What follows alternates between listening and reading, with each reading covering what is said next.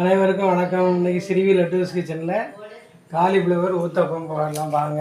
Cauliflower வந்து வெங்காயம், தக்காளி, பச்சை மிளகா எல்லாம் போட்டு வதக்கிட்டு கரம் மசாலா, மிளகா பொடி, மஞ்சள் பொடி, உப்பு, தேவையான அளவு உப்பு எல்லாம் போட்டு வதக்கி வச்சுருக்கு. அதுக்கப்புறம் இந்த பூண்டு பொடியும் லேசாக போட்டுக்கலாம். பூண்டு பொடி இல்லைன்னா சாதா பொடி, அது இல்லைன்னா மிளகு பொடி ஏதாவது போட்டு சுட்டுக்கலாம்.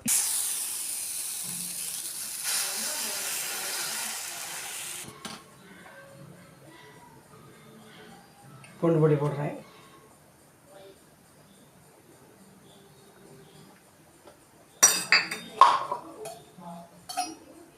எண்ணெய்,